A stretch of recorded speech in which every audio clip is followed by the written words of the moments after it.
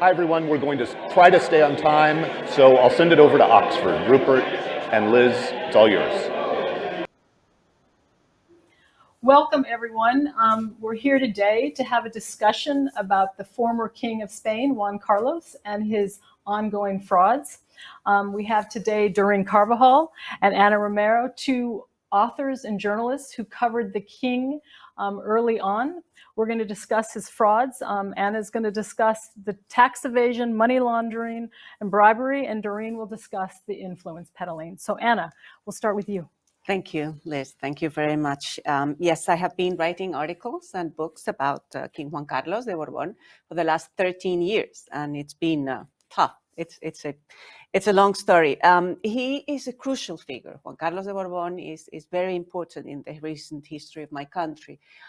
Really, he became a national hero for us because he saved Spain's democracy. And what happened is that in his final years, after being this national hero, he just plunged into disgrace, and it was really disappointing.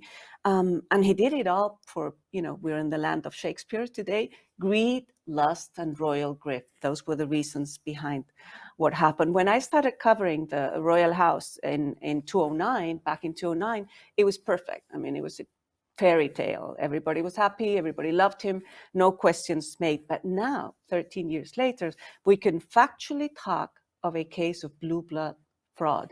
And the elements that you mentioned, those elements fall into 4 categories: influence peddling, bribes, money laundering, and tax evasion. Why do we know? There's been a 3-year investigation, both in Switzerland and in Spain. It just finished now this spring, and I have to say it ended in nothing because of immunity. The king has immunity, because of time limitation, and also for lack of international cooperations. Countries like Saudi Arabia did not help at all. So the key words in this case are 3. It's gifts, favors, and friends. Like one of his very close associates told me, you didn't even have to ask for a favor. I mean, doors just automatically open because people thought that you were close to King Juan Carlos. That was enough. So all this door opening forced him to abdicate in 2014, but we didn't know the details that we're going to be talking about today until 4 years later, and it all was because of his ongoing and really bitter fight with a long-term mistress, a Danish businesswoman called Karina Toussaint Wittgenstein, who has fiscal residence in Monaco but lives here in the UK. She was secretly, or apparently secretly, recorded by a corrupt Spanish policeman, Comisario Villarejo. And in those recordings, she told the story and all the details that we are going to be talking about. It's a case of fraud, but it's also a bit of a thriller, Liz, as Doreen will tell us later. So as we speak today, the former king is still under the radar of Spanish tax authorities because they want to know who paid and how much did he spend in 100 expensive hunting trips. The thing is that he calls the bribes, he calls the possible commissions, he calls them pure gifts. That's the expression that he uses. And why does he call them pure gifts? Because he thinks they owe him. I mean, that he has the right to receive those gifts because he grew up in exile. He was an impoverished aristocrat, and money was a need, or it was a strong need. So why do these gifts, or true gifts or pure gifts, why is it fraud? Because in return for these gifts, he opened the doors and he gave favors to his friends. After 40 years as a king, he had a long list of contacts. So what he did is he opened doors for Spanish corporate leaders and also for an international elite of wealthy people. Now, according to the court records, this adds to $304 million, what he might have obtained all these years. He paid $5.3 million in taxes only to avoid prosecution. Now, how did the system work? It worked from the palace. It was run from the palace, and it changed during time. At the beginning, it was Spanish supporters who were showering him with money because they were worried about the possibility of political instability, and he might have to go into exile again, so they gave him the money for free, let's say. But then he started asking for money to his rich colleagues in the Middle East. There is a letter back in 1977. He wrote a letter to the then Shah of Persia, asking him for $10 million. And I quote from the letter, he says, "I need to protect the new Spanish monarchy from the dangers of socialism." So this is why he asked for money. But then around the same time, he asked two Saudi kings, Khalid and Fahad, they're now dead, obviously, to give him a personal loan of $100 million. Now, for no reason, just a personal loan, no dangers of socialism, nothing. Now, to hide and launder all this money, what do? Well, he had financial advisors that created a system of trusts and foundations in fiscal paradises, along with Swiss bank accounts, the usual. Middlemen helped him. And where were these trusts and foundations? Well, in places like Liechtenstein, Panama, New Jersey. As I say, with time, the pace changed and the system sort of became more sophisticated. In 2004, the gifts accelerated and the need was bigger. Why? Because of what I just mentioned, this affair with the Danish business lady, the Carina Susan Wittgenstein. And in 2008, he received from a third Saudi royal $100 million. This time, it was not a loan. It was just a pure gift, again, in his words, that was transferred from Riyadh to Geneva via a foundation in Panama to a Swiss bank account. Okay, this money was very suspicious. I mean, investigators were very surprised because $100 million from Riyadh to Geneva. Why? So they tried to probe that there was a connection for his brokering of a very important deal in Spain, that the contract to join Medina with Mecca with a high-speed train, $7 billion. And so they tried to probe that it was a commission, what he received. His entourage claimed that it was not a commission, it was just a generous pension fund, let's call it like that, a generous gift from late King Abdallah, so King Juan Carlos could live happily ever after with his mistress. Either or, whether it was a pure gift, a commission, a pension fund. Then 4 years later, it became an irrevocable donation, and the money started moving again, this time from Geneva to Bahamas via another shell company from the mistress called Solare. But at the same time that he was moving the money again, he became a politically exposed person, PET, a potential risk for the bank where the money was sitting. So they had to move it again. I mean, Carina, the mistress, contends absolutely what I am saying here today. And she says, and I quote papers against, "It's a gift out of gratitude." Okay. There were so many gifts. They were all tied to foundations. Another example, from 2009 to 2018, a distant cousin, Álvaro de Orleans, he paid $8 million through another foundation, Sagatka, to finance his private jet flight to Bahamas, Bermudas, the US, Canada, Arabian Peninsula. And gifts were also delivered in cash, I mean, literally.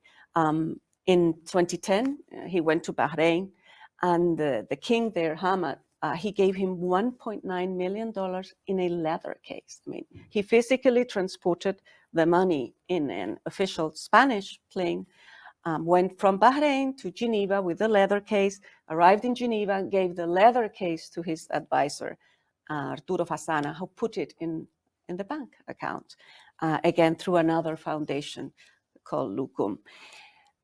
All these gifts continued after he abdicated in 2014. Another example, the late Sultan of Oman, Qaboos, he presented Juan Carlos with a 67 million luxury apartment in London. Another Mexican millionaire also living in London gave him $1 million, nearly $1 million via credit cards, so he could pay for expenses for himself and his grandchildren. So all these fraud, all this blue blood fraud, it became public in a very special time. It was right at the beginning of the pandemic, the close down.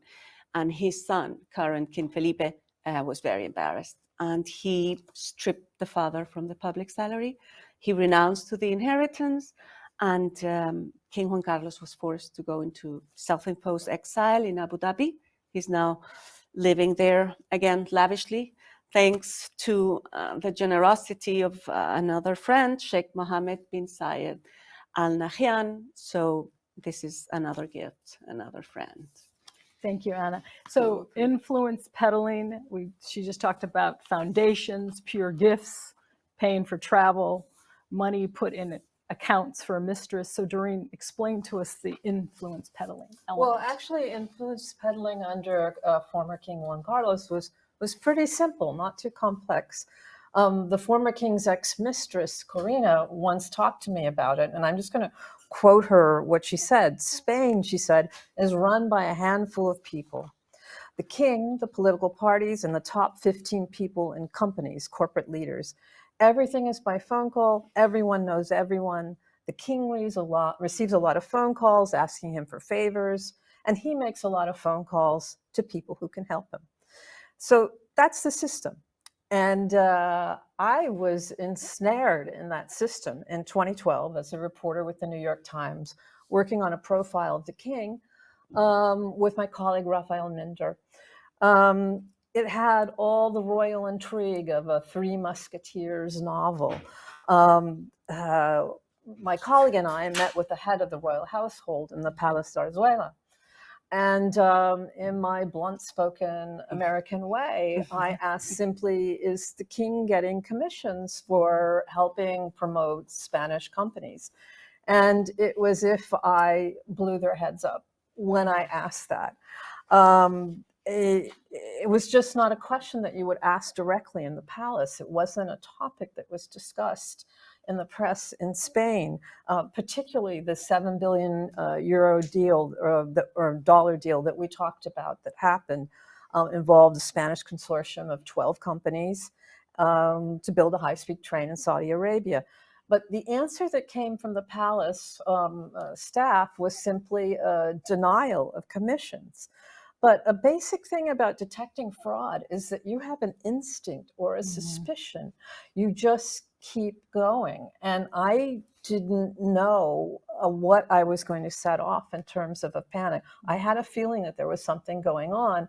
And by the way they acted, I started to really realize there was fire there. The question set off a royal panic. The typical phone calls were made, and they tried to make it work in New York. They called my top editors. They called the publisher of the New York Times, Arthur Sulzberger. But first, the executive editor of El País called me and asked me to meet with the head of the conglomerate that owned their company, Grupo Prisa. Which I thought was really weird. I mean, why would I hear from a Spanish newspaper and the top CEO? And so I met with the CEO at the George Cinq in Paris, and it became clear he was like the royal emissary. It was part of the intrigue, part of the system. And he told me they had concerns about my questions about the commissions. They had concerns that I was speaking to the king's dear friend, Corina. That was it. The atmosphere was really tense. And I later learned that the palace suspected that French intelligence was supposedly leaking information to me about the Saudi Arabian deal because the French had also been competing for the same contract. That wasn't the case. I mean, the simple answer was to detect fraud. Sometimes you need an instinct. It was just my simple belief that something was going on there, and it felt weird.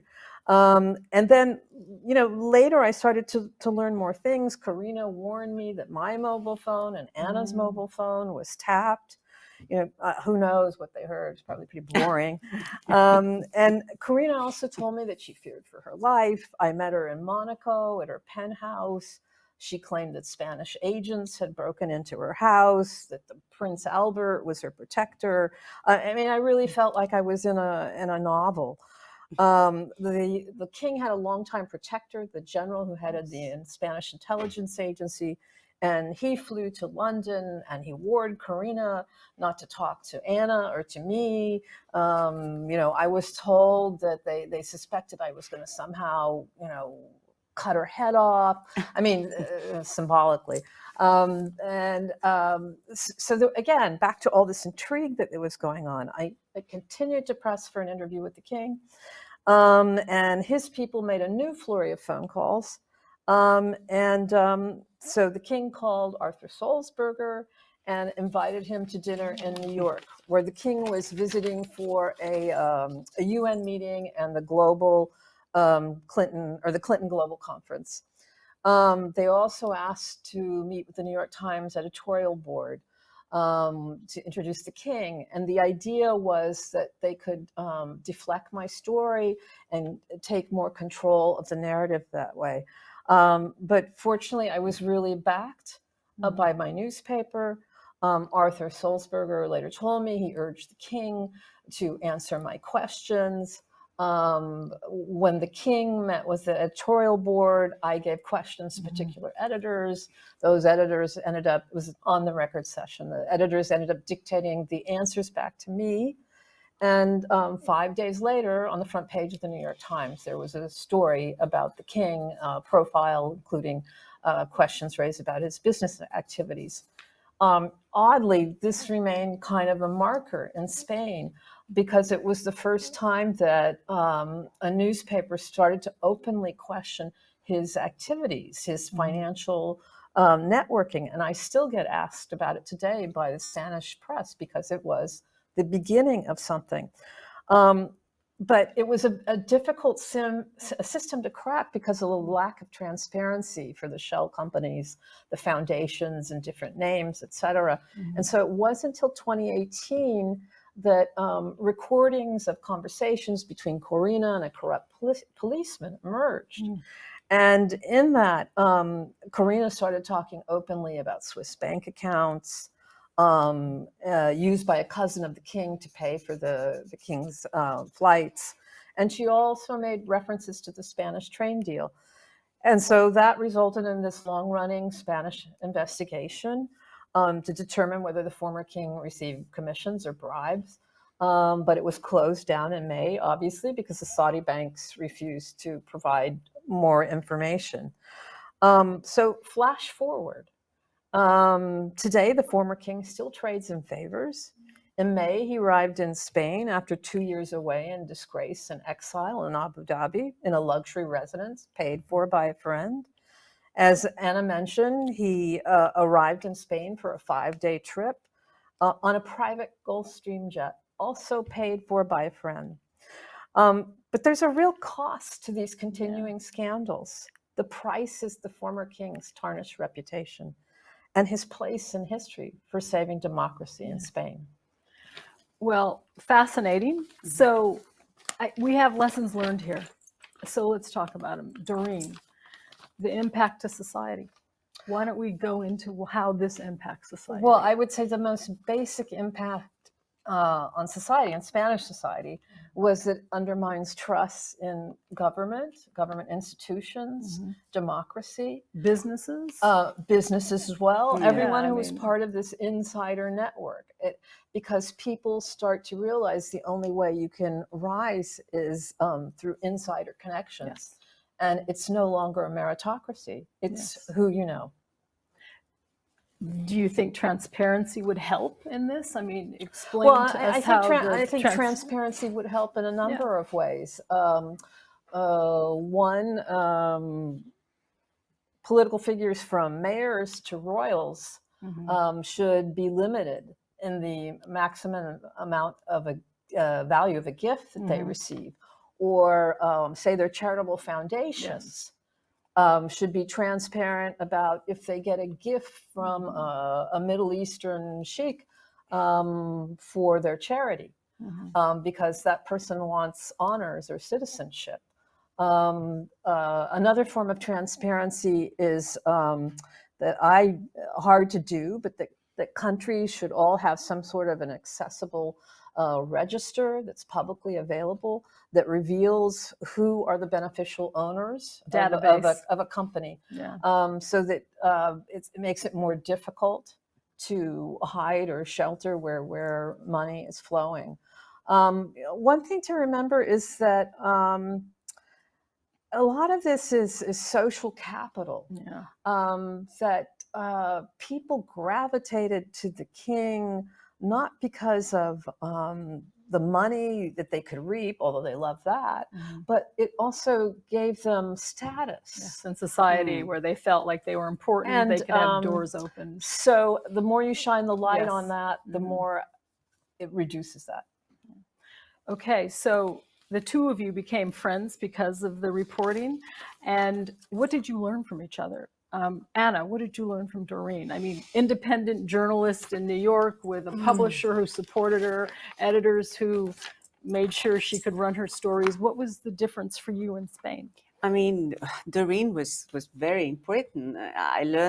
What I learned from her, what I obtained from her was support. Yeah. I mean, I was completely alone. I lost my two last jobs in journalism because of this story, both with El Mundo and then with El Español. The books that I wrote about the royal family, they're not available in Spain. You cannot buy them there in Spain because of legal threats. You know, I didn't have Dear Arthur Oxelsberger or the New York Times. There's nothing compared to the New York Times in Spain. And having an independent reporter, a courageous person like Doreen out there, knowing that she was there and that she was investigating and that this was the right thing to do. It was hugely important. International cooperation and support from outside journalists in countries like mine is really crucial to getting the story right. Didn't your editors see that Doreen was able to write a story? Did that help you, or they didn't care? Oh, Doreen was very modest. She mentioned it. September 2012, it was the first time ever in the history of my country that on the front page, I will never forget that day, on the front page of the New York Times, this story started. And that was it. It was there, and they could not stop it. No matter how hard they tried, you couldn't stop it. So this is, I insist, it's crucial for reporters all over the world to have the support of the top papers, which are basically 5 in the world right now. One of them is obviously the New York Times. Doreen, what did you learn from Anna? Well, let me riff on that a little bit and say that I found it was really important to establish informal alliances with other journalists in other countries in the face of intimidation. And Anna and I met, and we started comparing notes and information and support and encouragement. And through that, we started realizing we were being played by some of the key figures. Who was playing you? Tell us a little. We have time, so well, tell us. I mean, everybody. Okay, everybody. All the main characters in this story, So- right? As Doreen said to me, they have so much to hide that they tell you the story from their angle. So each has their own angle, and they have money to protect and power to protect. So it is still very difficult to know how much truth is in what they say and how much lies and how much they hide and how much they want to show, how many cards they want to show. And Doreen got to know the main players in this story as well as I did. So it was very useful to talk and say, look, he said this, she said that, and then we realized that they were lying. By the way, in some of the recordings, Karina accused Anna of being a double agent for the Spanish intelligence agency. Exactly. So there were things like that were going on, and it helped us to know what they were saying about each of us. And it truly was a modern day royal intrigue where the royals of Spain, and happens elsewhere, tried to manipulate media coverage. I mean, from, do you remember Karina's Ola cover. It was Ola, Yes, right? it Where was, she was holding an emerald bracelet. $1 million emerald that bracelet. the king had given her, and she was holding it like this. So everyone could see. So it was yeah, like a message to a them. hidden a message to the king that you had to try and interpret. There was all of that manipulation that was going on. So I would also emphasize these informal alliances, and we see how it can help more formally, like with the Pandora Papers, with leaked information from whistleblowers. And other stories have been uncovered this way involving the King of Morocco, real estate purchases that were also shielded through front companies and shell companies, the King of Jordan as well. Leaked papers revealed real estate purchases there at a time that he was raising the public issue in his poor country of trying to recover hidden wealth of rich people in his country. At the same time he was doing it. So when you are able to combine forces informally or formally of journalists in different countries, you can overcome the intimidation in individual countries. Absolutely. Okay, breaking news. Today, the king was supposed to be in court in the UK. He's not immune from prosecution here. So give us the update. I know I just saw it was postponed. So tell us about this. Because Yes, I think we have a couple minutes left. We can. As I said, Liz, this is a case of fraud. It's also a thriller and a novel, as Doreen says. So what's happening now is that the fight between the lovers, the king and the Danish lady, is so bitter that she's trying to sue him in the UK for harassment, illegal surveillance from the Spanish Secret Service. And the High Court in London has to decide whether the king, the former king, has immunity in this country. And Okay, so an hour that's not ago, decided. it was postponed for next Monday. So we have to watch it and keep an eye, and we will find out whether he will have to come to the UK and testify in the High Court for these accusations that she's making against him. Does the son speak about this? Does he? I mean, what's The his current Yeah, king, the current I king. Well, he issued a statement, as I said, at the beginning of the pandemic, and he has basically turned his back on his father because it is highly scandalous, and it's very, very critical for his stay away. own crown. You know, he doesn't want to know anything about his father anymore. And lastly, where's the 100 million or 60 million in the Swiss bank account? Is Karina have the money, or is this part of the nightmare for her with his harassment? Well, she kept the money, right, Doreen? She kept the money. Kept the money, and safely is in Bahamas, Connecticut, London, foundations, and she can keep it and He has no access live to with get it the money. happily ever after. Yes, no And access. he's funded by his friends and. In Abu Dhabi, yes, he lives in Abu Dhabi, and he is not allowed right now to come back to Spain. His own son won't let him come Into back to the country until all the investigations are done. And probably it will take a long time until he comes back.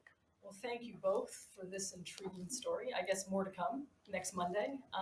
And again, we really appreciate you explaining this. Thank you. Thank you. Thank you. Pleasure.